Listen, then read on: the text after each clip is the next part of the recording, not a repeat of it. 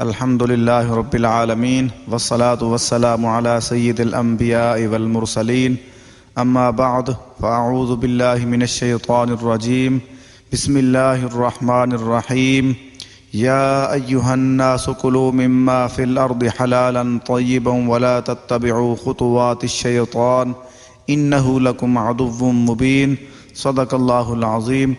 آج میرا موضوع ہے حلال کیا ہے اور حرام کیا ہے، اور حلال کے فائدے کیا ہیں اور حرام کے نقصانات کیا ہیں۔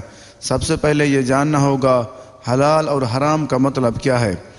حلال اور حرام کے دو مطلب ہیں۔ پہلا مطلب ہے جس چیز سے اللہ تعالیٰ اور اس کے رسول پاک صلی اللہ علیہ وسلم نے روکا ہے وہ چیز ہمارے لیے حرام ہے، اور جس چیز کا حکم دیا ہے، اجازت دی ہے، وہ ہمارے لیے حلال ہے۔ اگر اس کی تھوڑی سی وضاحت کرنا چاہوں گا، وہ سادہ سا مطلب یہ ہے جو چیز ہماری اپنی ہے، جو ہماری اپنی ملک میں ہے، اپنی چیز ہے، ذاتی ہے، وہ چیز ہمارے لیے حلال ہے۔ جو چیز اپنی نہیں ہے، کسی اور کی ہے، وہ ہمارے لیے حرام ہے۔ اس لیے اللہ پاک نے قرآن پاک میں ارشاد فرمایا، یہ سورۃ بقرہ آیت نمبر 168 پارہ نمبر 2، اللہ پاک نے ارشاد فرما دیا، اے لوگو جو زمین میں حلال پاکیزہ ہے اس میں سے کھاؤ اور شیطان کے راستوں پر نہ چلو، بے شک وہ تمہارا کھلا دشمن ہے۔ اللہ اکبر، دیکھو ہمیں کتنی وضاحت فرما دی گئی۔ آپ نے فرما دیا جو زمین میں حلال پاکیزہ ہے اس میں سے کھاؤ اور شیطان کے راستوں پر نہ چلو، بے شک وہ تمہارا کھلا دشمن ہے۔ اس کا مطلب یہ بنتا ہے کہ اللہ پاک نے فرما دیا جو چیز میں نے زمین میں حلال چیز آپ کے لیے پیدا کی ہے، جس کا حکم دیا، جس کی اجازت دی ہے، یا جو تمہاری اپنی ہے، اس کو آپ استعمال کرو، کھائیں، استعمال کریں، اور آپ نے آگے فرمایا شیطان کے راستوں پر نہ چلو۔ اس کا مطلب یہ ہے کہ اپنے آپ کو حرام سے بچاؤ، کیونکہ شیطان کوشش کرے گا، آپ کا کھلا دشمن ہے، کیونکہ دشمن کا کام ہوتا ہے تکلیف دینا۔ شیطان کوشش کرے گا آپ کو حرام کھلانے کی، یا حرام آپ کے دل میں یا آپ کی سوچ میں یہ حرام کی تمنا کرنے کی کوشش کرے گا۔ اللہ پاک نے فرما دیا کیونکہ آپ یہ دشمن ہے، آپ کا یہ تمہارا دشمن ہے، لوگوں کو فرما دیا تمہارا دشمن ہے، اس سے اپنے آپ کو بچاؤ اور جو حلال ہے وہ کھاؤ۔ آگے کچھ احادیث مبارکہ عرض کرنا چاہوں گا حلال اور حرام کے حوالے سے، کہ سرکار دو عالم صلی اللہ تعالیٰ علیہ وآلہ وسلم نے شاہ فرمایا رزق حلال حاصل کرنا ہر مسلمان پر فرض ہے۔ سبحان اللہ، دیکھو ہمیں کتنا پیارا طریقہ ارشاد فرما دیا کہ رزق حلال جو ہے ہمارے اوپر حاصل کرنا ہمارے اوپر فرض کر دیا گیا ہے۔ اگر دیکھو ہم رزق حلال حاصل نہیں کریں گے، اس کا مطلب یہ ہے کہ اللہ تعالیٰ اور اس کے رسول پاک صلی اللہ علیہ وسلم کی بارگاہ میں ہم جواب دہ بھی ہوں گے اور ہم مجرم بھی ہوں گے، کیونکہ ہمیں تو حکم ہے، ہمیں یہ طریقہ ارشاد فرما دیا گیا ہے، کیونکہ آپ کو رزق حلال حاصل کرنا آپ کے اوپر فرض کیا گیا ہے۔ اگر جو انسان، جو بھی کوئی بندہ ہم میں سے فرض ادا نہیں کرے گا تو وہ اللہ تعالیٰ کی بارگاہ میں مجرم ہوگا، وہ اللہ تعالیٰ کی بارگاہ میں جواب دہ ہوگا۔ اس لیے ہمیں کوشش کرنی چاہیے کہ صرف رزق حلال کی کوشش کریں، کیونکہ ہمارے لیے فرض ہے۔ حرام سے اپنے آپ کو بچائیں، کیونکہ حرام ہمارے لیے وبال بن جائے گا، کیونکہ یہ فرض ہے، اس سے بلکہ ہمیں اجر ملے گا، ثواب بھی ملے گا۔ یہ المعجم الاوسط حدیث نمبر 8610۔ آگے ایک اور حدیث مبارکہ عرض کرنا چاہوں گا کہ سرکار دو عالم صلی اللہ تعالیٰ علیہ وآلہ وسلم شاہ فرمایا جو شخص اس بات کی پرواہ نہیں کرتا کہ اس نے کہاں سے مال کمایا، تو اللہ تعالیٰ کو اس بات کی پرواہ نہیں کہ وہ اسے جہنم کے کس دروازے سے داخل کر دے۔ اللہ اکبر، دیکھو اللہ پاک نے کتنا ارشاد فرما دیا، کتنا سختی والا ارشاد فرمایا۔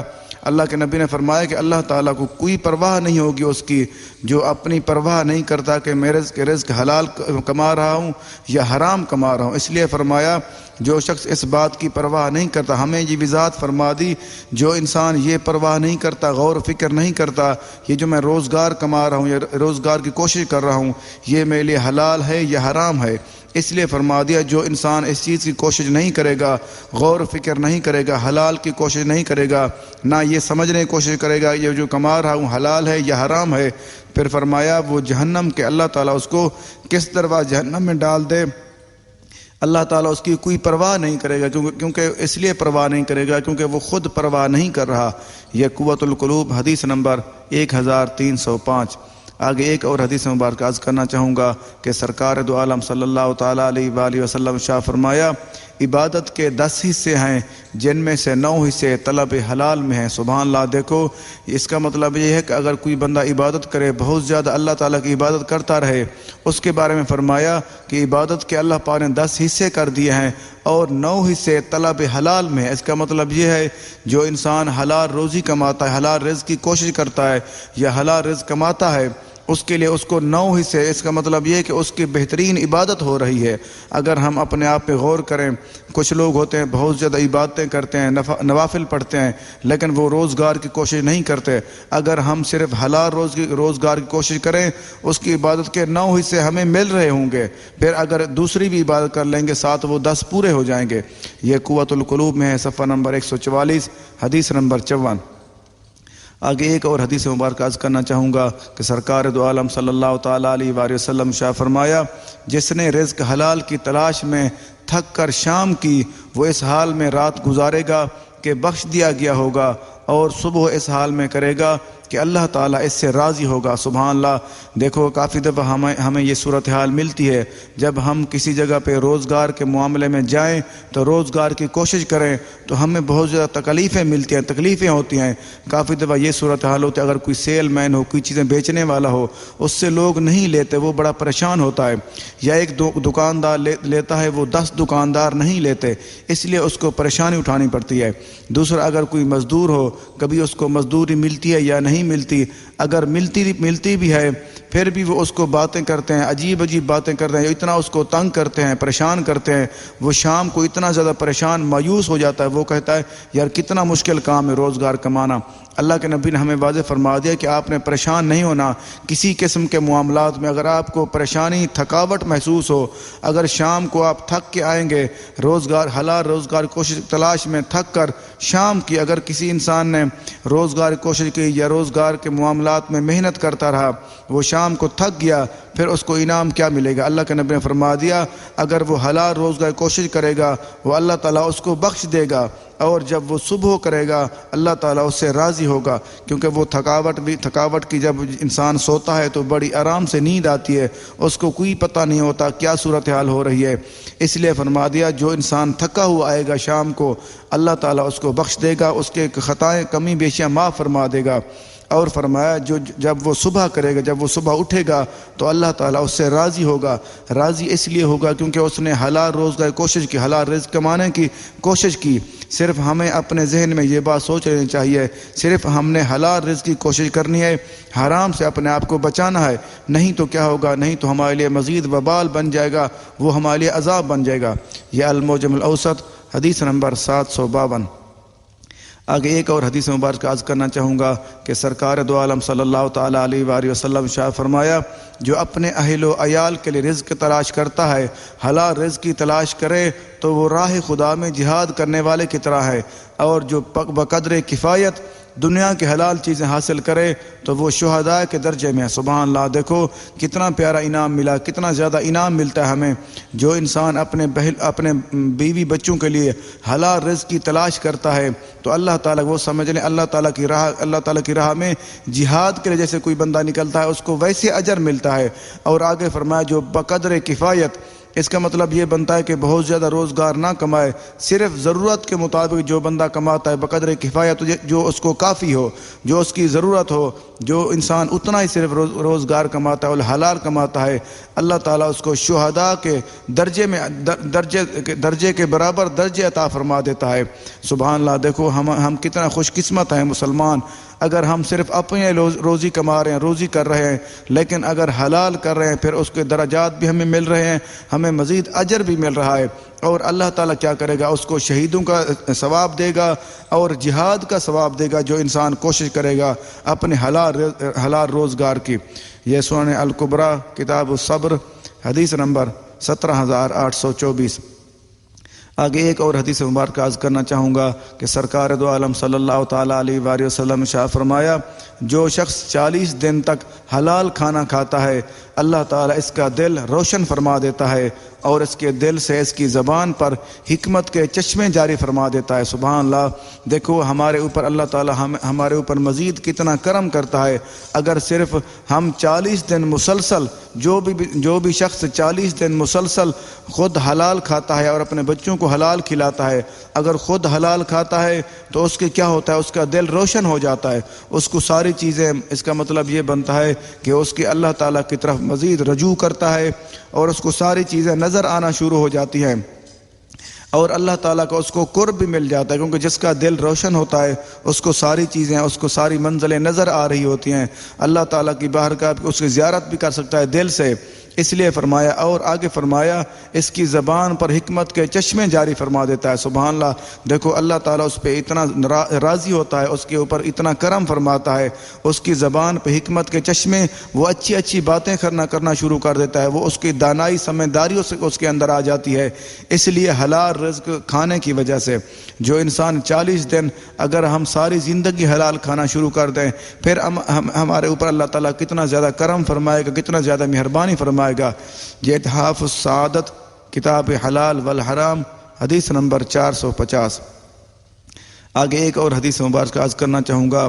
حضرت سیدنا سعد بن ابی وقاص رضی اللہ عنہ بارگاہ رسالت صلی اللہ علیہ وسلم میں گزارش کی کہ آپ صلی اللہ علیہ وسلم بارگاہ الہی میں دعا فرمائیں، تو حضرت سعد بن ابی وقاص رضی اللہ عنہ نے جا کر عرض کی کہ یا رسول اللہ صلی اللہ علیہ وسلم میرے لیے دعا فرمائیں کہ اللہ تعالیٰ مجھے مستجاب الدعوات بنا دے، یعنی کہ میری دعائیں قبول ہوں، مجھے ایسا بنا دے۔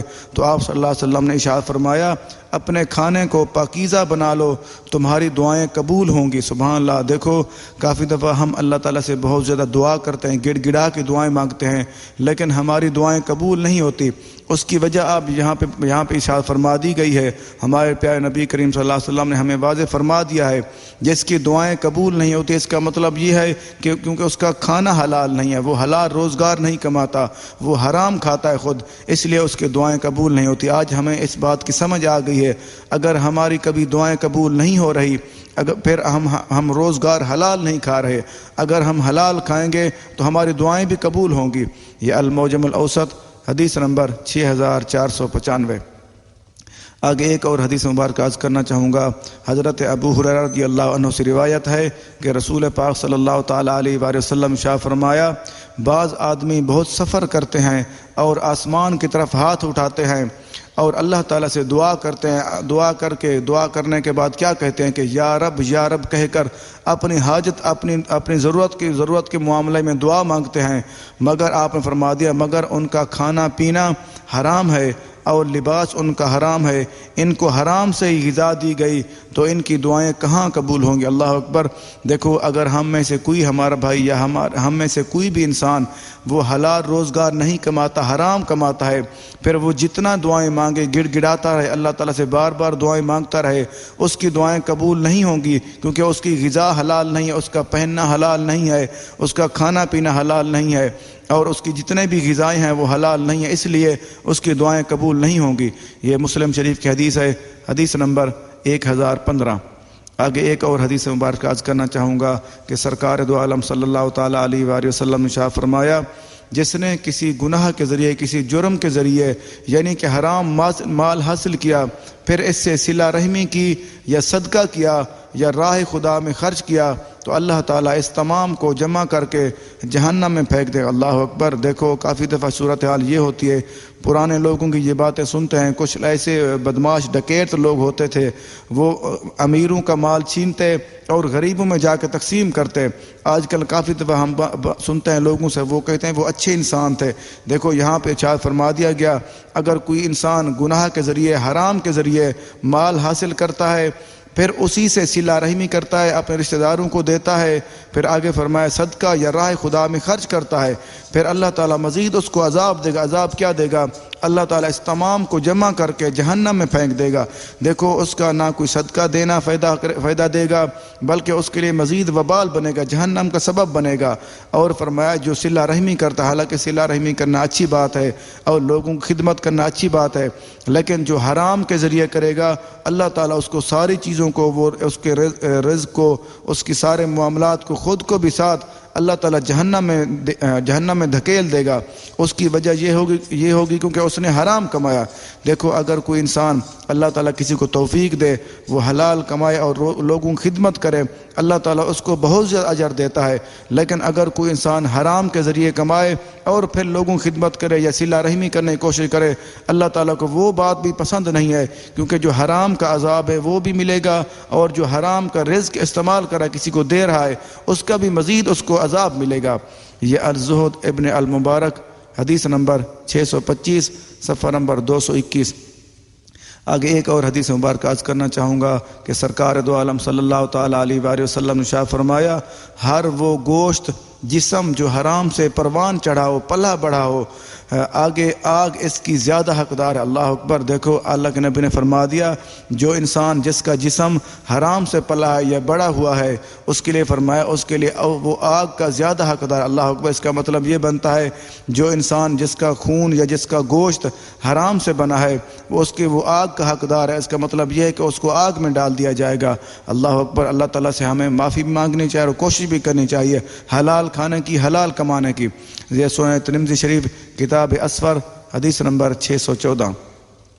آگے ایک اور حدیث مبارک عرض کرنا چاہوں گا کہ سرکار دو عالم صلی اللہ تعالیٰ علیہ وآلہ وسلم نے ارشاد فرمایا، اللہ تعالیٰ کا ایک فرشتہ ہر دن اور رات میں بیت المقدس کی چھت پر ندا کرتا ہے، آواز دیتا ہے۔ یہاں پہ فرما دیا کہ اللہ تعالیٰ کا ایک فرشتہ روزانہ دن کو اور رات کو بیت المقدس کی چھت پر چڑھ جاتا ہے، وہ آواز دیتا ہے، ندا دیتا ہے۔ جس نے حرام کھایا وہ فرماتا ہے کہ جس نے حرام کھایا اللہ تعالیٰ نہ اس کا کوئی فرض قبول فرمائے گا اور نہ ہی کوئی نفل۔ اللہ اکبر۔ دیکھو اللہ تعالیٰ کتنا زیادہ اس انسان سے ناراض ہوتا ہے جو انسان حرام کھاتا ہے۔ اللہ کے نبی نے فرما دیا کہ اللہ تعالیٰ روزانہ ایک فرشتہ بھیجتا ہے جو بیت المقدس کی چھت پہ جا کے آواز دیتا ہے، جس نے حرام کھایا اور جس نے حرام کی کوشش کی نہ تو کیا ہوگا، اس کے عذاب کیا ہوگا، نہ اس کا کوئی فرض قبول ہوگا نہ اس کی کوئی نفل قبول ہوگی۔ اللہ اکبر۔ اگر کسی ہم میں سے کوئی ہمارا بھائی حرام کھاتا ہے تو وہ حلال کھانے کی کوشش نہیں کرتا یا حلال حرام کی پرواہ نہیں کرتا، اس کے لیے کیا ہوگا، وہ جتنی نمازیں پڑھے گا، جتنی نوافل پڑھے گا، اس کی کوئی قبول نہیں ہوگی۔ یہ اتحاف السعادت کتاب حلال والحرام حدیث نمبر 452۔ آگے کچھ واقعات عرض کرنا چاہوں گا۔ ایک مرتبہ سرکار دو عالم صلی اللہ تعالیٰ علیہ وسلم اپنے صحابہ کرام رضی اللہ عنہم کے درمیان موجود تھے، بیٹھے ہوئے تھے، اور کچھ دور بچے گیند کھیل رہے تھے، بال کھیل رہے تھے، اور کھیلتے کھیلتے ان کی بال کہ سرکار دو عالم صلی اللہ علیہ وسلم کی کچہری میں آ پڑی۔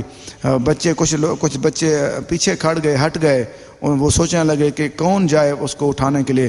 ایک بچہ سیدھا دوڑتا ہوا آیا، اس نے آ کر وہ بال اٹھا لی اور واپس چلا گیا۔ تو سرکار دو عالم صلی اللہ علیہ وسلم تشریف فرماتے آپ نے فرما دیا، اے میرے صحابہ یہ سن لو، یہ بچہ حرام کا ہے۔ وہ اس کا والد وہاں پہ موجود تھا، وہ صحابی رسول تھا۔ اس نے سوچا، اس کے دل میں خیال آیا یہ تو بچہ میرا ہے، یہ کیسے حرام کا ہوا، کیسے یہ حرامی ہے۔ وہ سیدھا گھر چلا گیا۔ اس نے اپنی بیوی کو جا کے کہا کہ یہ بات میں سن کے آ رہا ہوں، کیونکہ مجھے یقین ہے جو سرکار کی بات ہے وہ بات تو بالکل ٹھیک ہے، لیکن آپ کا کوئی قصور ہے۔ اس نے عرض کی کہ میرے سر کے تاج، میرے خامد، میرا کوئی قصور نہیں، یہ بچہ آپ کا ہی ہے۔ پھر وہ جب دونوں ایک دوسرے کے ساتھ بات کرنے لگے، پھر انہوں نے سوچا بات تو سچ ہے، کیونکہ اس میں جھوٹ تو ہو ہی نہیں سکتا، کیونکہ ہمارے سرکار ہمیشہ سچ بولتے ہیں۔ پھر وہ دونوں ایک ساتھ آ گئے، پھر آ کے عرض کی کہ یا رسول اللہ صلی اللہ علیہ وسلم یہ بچہ ہمارا ہے، یا آپ نے فرمایا کہ یہ بچہ حرام کا ہے، یہ کیسے حرام کا ہوا؟ پھر سرکار دو عالم صلی اللہ علیہ وسلم نے ارشاد فرمایا کہ تو ایک دن اپنے گھر جا رہا تھا، راستے میں کسی کا ایک پرنالہ گرا پڑا تھا، کیونکہ ان دنوں اس وقت یہ جو پرنالے ہوتے تھے یہ لکڑی کے ہوتے تھے، اس لیے تو نے وہ اٹھا لیا، تو نے جا کے اپنے گھر میں اسی کی آگ جلائی، وہ آگ جلا کے روٹی پکائی اور روٹی کھائی، اسی دن یہ پیدا ہوا، اس لیے یہ حرام کا ہے۔ اللہ اکبر۔ دیکھو ہمیں اتنی زیادہ احتیاط کرنے کی ضرورت ہے۔ کبھی ہم اگر کوئی کھانے پکانے میں کوئی لکڑی بھی حرام کی ڈال جائے یا کسی اور کی ہو، اس کے لیے بھی جو کھائے گا اگر وہ بچہ پیدا ہوگا پھر بھی وہ حرام کا شمار ہوگا۔ اللہ اکبر۔ اس کی تھوڑی سی وضاحت کرنا چاہوں گا، وہ یہ ہے ایک تو جو حرام کا ہوگا، حرامی ہوتے ہیں وہ ادب نہیں کرتے، ان کے اندر ادب نہیں ہوتا، اس لیے آپ نے فرما دیا۔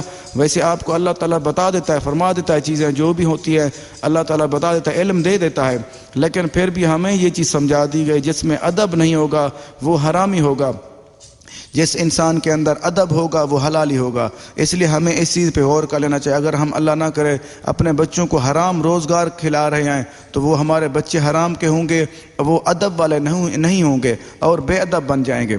آگے ایک اور واقعہ عرض کرنا چاہوں گا۔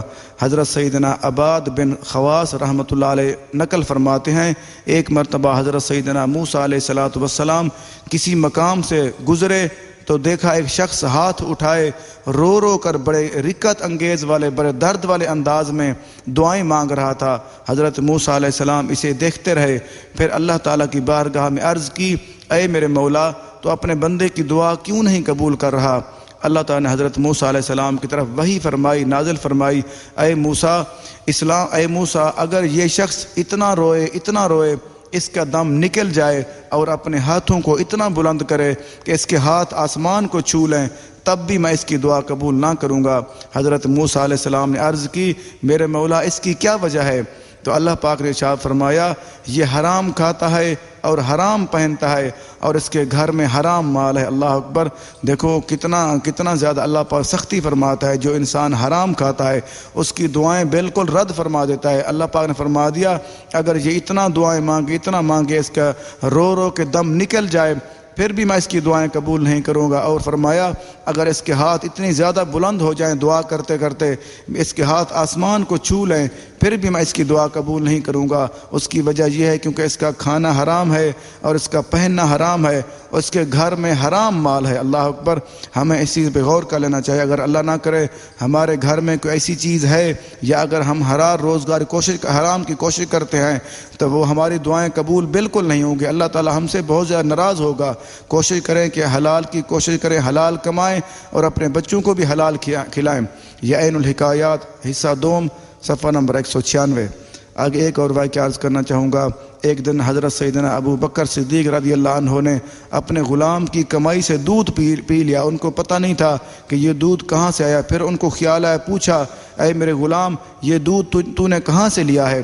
اس نے عرض کی کہ امیر المومنین یہ میں نے ایک فال نکالی ہے۔ فال نکالنا ہوتے ہیں وہ حساب کتاب لگاتے ہیں، وہ اندازہ لگاتے ہیں کہ فلاں تیرے ساتھ ایسا ہوگا، فلاں تیرے ساتھ ایسا ہوگا۔ یہ فال نکالنا یہ بھی جائز نہیں ہے، کیونکہ بہت زیادہ لوگ ہوتے ہیں وہ کہتے ہیں ہم یہ جو کر رہے ہیں یہ ٹھیک کر رہے ہیں۔ اگر ایک صورت بن سکتے اگر وہ بندہ بتا دے یہ کام مجھے نہیں پتہ، یہ تو اگر کہتا ہے تو میں حساب لگا دیتا ہوں، باقی حساب کتاب لگانا یہ اچھی بات نہیں ہے یا یہ کام ٹھیک نہیں ہے، یا مجھے کوئی پتہ نہیں چلتا، علم اللہ تعالیٰ کے پاس ہے، یا جن کو اللہ پاک نے دیا ہے ان کے پاس علم ہے، باقی یہ اندازہ ہو سکتا ہے، باقی حقیقت نہیں ہو سکتی۔ کیونکہ پہلے زمانے کے لوگ کیا کرتے تھے، ان کو یہ بات گارنٹی سے کہتے کہ یہ جیسے میں حساب کتاب کر رہا ہوں، فال نکال رہا ہوں، یہ تیرے ساتھ ایسے ہوگا، لیکن ایسا نہیں ہے۔ اگر کوئی انسان فال نکالتا ہے وہ پیسے لیتا ہے لوگوں سے، وہ پیسے لینا اس کا مطلب ہے وہ اس کے لیے حلال نہیں ہے۔ کیونکہ حضرت سیدنا ابو بکر صدیق رضی اللہ عنہ جب پوچھا، اس نے کہا میں نے یہ فال نکالی ایک بندے کی، اس نے مجھے یہ دودھ دیا ہے۔ پھر حضرت سیدنا ابو بکر صدیق رضی اللہ عنہ نے وہ اپنے منہ میں انگلی ڈالی اور وہ دودھ سارا نکال دیا، قے کر دی، اور ایک بندے نے جا کے عرض کی کہ یا رسول اللہ صلی اللہ علیہ وسلم آپ کے دوست نے یہی ایسے کیا ہے، تو آپ نے ارشاد فرما دیا آپ کو پتہ نہیں کہ یہ جو میرا صدیق اکبر ہے یہ حلال مال ہی کھاتا ہے، حلال چیز ہی کھاتا ہے، یہ حرام بالکل نہیں کھاتا۔ دیکھو کتنا پیارا طریقہ تھا صحابہ کرام کا، اگر کسی چیز میں کوئی شک آ جائے پھر بھی وہ استعمال نہیں کرتے تھے بلکہ انہوں نے نکال دی تھی۔ یہ صحیح بخاری شریف کی حدیث ہے، کتاب مناقب انصار حدیث نمبر 3842۔ آگے ایک اور واقعہ عرض کرنا چاہوں گا۔ حضرت سیدنا حفص بن عبد الرحمن رحمۃ اللہ علیہ بیان فرماتے ہیں کہ حضرت سیدنا امام اعظم ابو حنیفہ رحمۃ اللہ علیہ میرے ساتھ تجارت کرتے تھے اور مجھے مال تجارت بھیجتے ہوئے فرماتے تھے اے حضرت حفص رحمۃ اللہ علیہ فلاں کپڑے میں اگر کسی کپڑے میں کوئی عیب ہوتا وہ فرماتے فلاں کپڑے میں کچھ عیب ہے، جب تم اسے بیچنے لگو تو عیب بیان کر دینا۔ حضرت حفص رحمۃ اللہ علیہ نے ایک مرتبہ مال تجارت بیچا اور بیچتے ہوئے عیب بتانا بھول گئے، جب حضرت امام اعظم ابو حنیفہ رحمۃ اللہ علیہ کو علم ہوا تو بتایا تو آپ رحمۃ اللہ علیہ تمام کپڑوں کی قیمت صدقہ کر دی۔ دیکھو ایک صورتحال یہ ہوتی ہے کہ بندہ جان بوجھ کے کرے، دوسری صورتحال یہ ہوتی ہے اگر کسی کو کوئی بھول جائے کوئی بات، وہ مجرم نہیں ہوتا، کیونکہ اگر کوئی انسان کوئی روزے کی حالت میں کوئی چیز کھانا کھا لے، اس کو پتہ نہ ہو، یاد نہ ہو، پھر بھی اس کا روزہ بھی نہیں ٹوٹتا۔ یہاں پہ اور بھی معاملات ایسے ہیں، اگر کسی کو پتہ نہیں چلا یا کوئی بات بھول گئی ہے پھر وہ مجرم نہیں ہوتا۔ لیکن وہ امام اعظم ابو حنیفہ رحمۃ اللہ علیہ اتنا زیادہ تقوی والے، اتنا زیادہ پرہیزگار تھے، پھر بھی وہ مال استعمال نہیں کیا، وہ تمام کپڑوں کی جو قیمت تھی وہ صدقہ کر دی۔ یہ تاریخ بغداد میں ہے، باب مناقب ابی حنیفہ رحمۃ اللہ علیہ۔ ایک اور واقعہ عرض کرنا چاہوں گا، حضرت سیدنا ابراہیم بن ادھم رحمۃ اللہ علیہ بہت بڑے ولی ہو کے گزرے ہیں۔ وہ فرماتے ہیں کہ میں ایک مرتبہ رزق حلال کی خاطر ترتوس نامی شہر کی طرف روانہ ہوا۔ آگے ایک آدمی ملا، اس نے پوچھا مجھے باغ کی رکھوالی کرنے کے لیے آدمی کی ضرورت ہے، تو میں نے کہا کہ میں کام کروں گا، تو وہ مجھے ساتھ لے گیا۔ وہاں جا کر میں نے خوب محنت کی، اس کا جو بھی کام تھا، اس کے باغ کا کام تھا، میں کرتا رہا۔ ایک دن اس کے کچھ مہمان، کچھ دوست ملنے کے لیے آئے، تو اس نے مجھے حکم دیا کہ انگور کے کچھ چند گچھے انگور کے توڑ لاؤ، تو میں نے انگور کے گچھے توڑ کے ان کو دیے۔ جیسے انہوں نے ایک دانہ کھایا تو وہ کہنے لگے یہ تو انگور کھٹے ہیں، تجھے پتہ نہیں ہے۔ پھر انہوں نے مجھے بلایا کہ اس نے کہا کہ وہ مالک نے کہا تجھے پتہ نہیں تو کھٹے انگور کیوں لایا، تم میٹھے لے کے آتا۔ حضرت ابراہیم بن ادھم رحمۃ اللہ نے فرمایا کہ اے مالک، میں تو اس کا رکھوالی کرنے والا ہوں، کام کرنے والا ہوں، کیونکہ میں نے کبھی چکھے کبھی کھائے تو نہیں ہیں۔ دیکھو کتنا زیادہ اللہ والوں کا تقویٰ تھا، وہ کسی چیز کو ہاتھ بھی نہیں لگاتے بغیر پوچھے۔ دیکھو حالانکہ وہ کتنا عرصہ کام کرتے رہے انگور کے باغ کے اندر، لیکن پھر بھی وہ نہیں کھاتے تھے۔ پھر اس لیے انہوں نے فرمایا، پھر وہ کہنے لگا کہ تو اتنا زیادہ پرہیزگار لگتا ہے کہ حضرت ابراہیم بن ادھم جیسا لگتا ہے۔ پھر وہ حضرت ابراہیم بن ادھم رحمۃ اللہ وہ خود تھے، کیونکہ ان کا اتنا زیادہ تقویٰ تھا ان کے اندر، لوگوں کو پتہ تھا کیونکہ بہت زیادہ پرہیزگار ہیں، وہ کسی کی چیز نہیں کھاتے، بلکہ کھاتے ہیں تو صرف حلال کھاتے ہیں اور اپنے ہاتھ کی کمائی سے کھاتے ہیں۔ اس لیے اس کو یہ پتہ چل گیا۔ ہمیں اس چیز پہ غور کرنا چاہیے۔ عین الحکایات میں حصہ اول صفحہ نمبر 223 اور 24 میں ہے، آخر پہ کچھ حلال کھانے کے فائدے اور حرام کھانے کے نقصانات عرض کرنا چاہوں گا، کچھ قول بھی اور حلال کھانے کے فائدے بھی اور حرام کھانے کے نقصانات بھی۔ سب سے پہلے حلال کھانے کے فائدے کچھ عرض کر دوں۔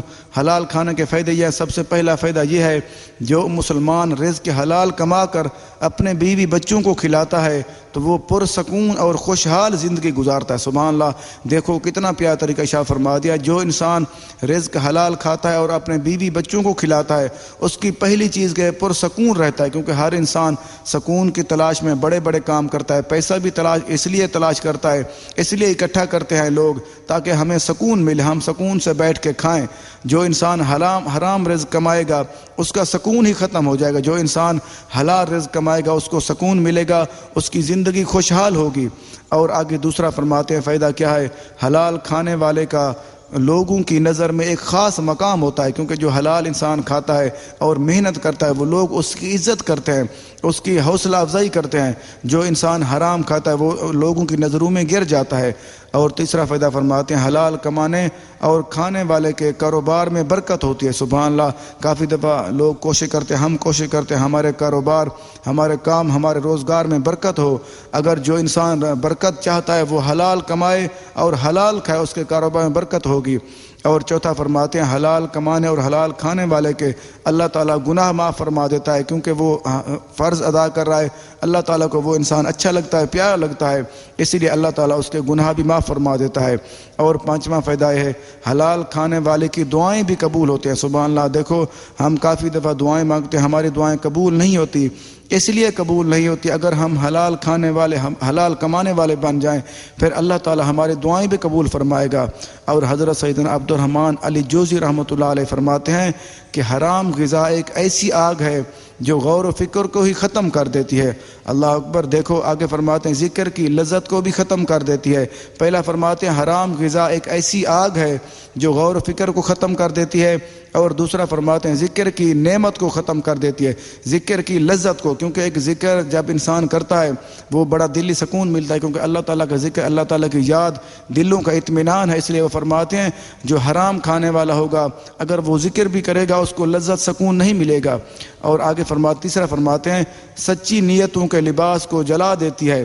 جو انسان سچی نیت رکھنے والا ہو، سچی کوشش کرنے والا ہو، اگر وہ حرام کھا لے، حرام روزگار کما لے، اس کی سچی نیتوں کے لباس کو بھی جلا دیتی ہے، کیونکہ اس کے اندر سچائی ختم ہو جاتی ہے، جل جاتی ہے۔ اور چوتھا فرماتے ہیں دل کی آنکھیں بند ہو جاتی ہیں، اس کو سمجھ نہیں آتی صحیح اور برے کی۔ اور پانچواں فرماتے ہیں اعمال بھی قبول نہیں ہوتے اور دعائیں بھی قبول نہیں ہوتے۔ اللہ اکبر، دیکھو کتنا بڑا نقصان ہے جو انسان حرام روزگار کی کوشش کرتا ہے، کیونکہ روزگار ہم نے اپنے لیے کمانا ہے۔ صرف اگر حلال کمائیں گے تو ہمارے لیے عبادت بھی ہوگا اور دنیا آخرت کے ہمیں فائدے ملیں گے۔ اللہ تعالیٰ سے دعا ہے کہ اللہ تعالیٰ ہم سب کو حلال کھانے اور حلال کمانے اور حرام سے بچنے کی توفیق عطا فرمائے، آمین۔ اللہ حافظ۔